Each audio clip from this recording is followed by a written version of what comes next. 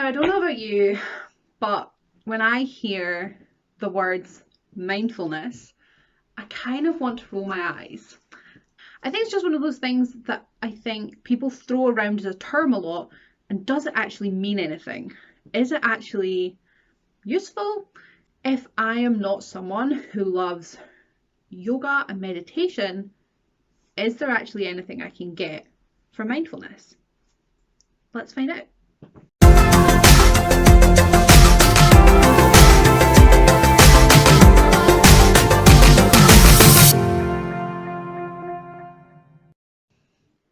So in this video, I am going to go on a little journey to discover what mindfulness might look like for me.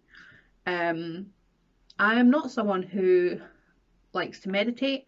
I'm not someone who really likes to practice like yoga, things like that. I really struggle to concentrate. I really struggle to like focus in on one thing and keep my thoughts on one route. So I've always assumed that mindfulness isn't for me, but I don't think that's actually true.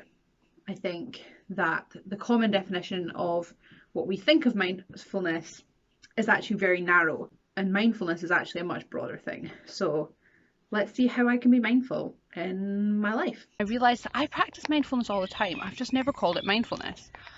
And basically, what mindfulness is it's just being aware. And that might involve being aware of your thoughts. It might mean being aware of your surroundings, of your body. It really doesn't matter what you're being aware of, but the fact is that you're being aware. So while I've been on this walk, some of the times I've been listening to my audiobook, and other times I've just been like trying to be aware of the noises around me. And it's okay if thoughts come up or if I get distracted. And I can choose whether to pay those thoughts attention and bring them into my awareness, or I can choose to continue focusing on the noises around me. And I do find, and I always forget this, but I feel so much joy, and it sounds so cheesy, but I do feel a lot of joy when I'm out in nature, when it's a beautiful day and I'm in no rush and I can just enjoy it. I mean, just look at this. Ah. Everything's glowing and green, and it just makes me so happy. So what I want to make clear when I'm talking about mindfulness is that mindfulness is what you make of it. How you engage with mindfulness is how mindfulness works for you. It can be completely individualized for you. So now that I've spent some time thinking about how I use mindfulness in my life, I would say there's a few areas particularly where for me I have moments of mindfulness that bring joy, calm, peace, or even just a release from like frustration or like stress. And they are when I spend time with my cats. They're down here, you can't see them. Sitting, like stroking them or just sitting with them on your knee. Like there's ways that you can do that mindfully and there's ways that you can do that not mindfully. Just noticing more when you're stroking them, noticing how they feel, noticing them purring and listening to that, and bringing that into your awareness and focusing solely on that would be a mindful way of doing that. And you can do that with any pets really. The other thing for me is in my garden. I'm sure you guys are fed up of hearing me talk about my garden, but it has brought me a huge amount of joy in the last year. And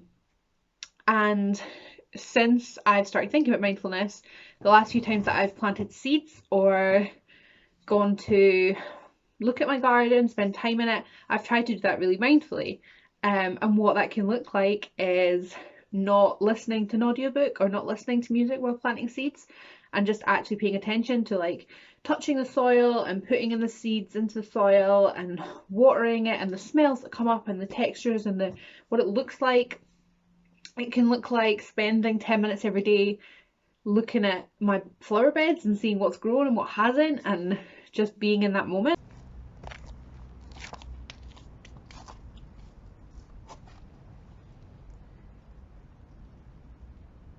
And those are things that really bring me joy, but they might not be the things that bring you joy. It might be fixing your bike, or spending time cleaning your bike and doing that mindfully and enjoying that process of fixing it or getting it clean and remembering all the times that you've had on it. It could be playing sports and just being aware of how your body feels while you're doing that, or the joy that you get from doing that. It could be colouring in.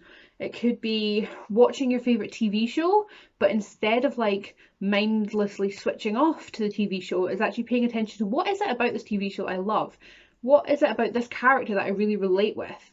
And just thinking about it more. That's really all it is. So in conclusion, yes, you can get things out of mindfulness, even if the meditation and the yoga aren't for you. Um, and if the yoga and meditation are for you, that's great too. But it's all about making it work for you.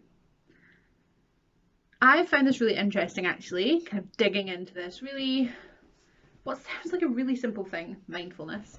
And I went in quite cynical, but actually I've come out the other side with more awareness of things that I do already that bring me joy, and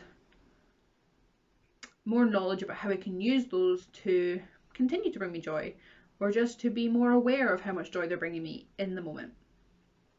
Thanks for joining me on this little adventure.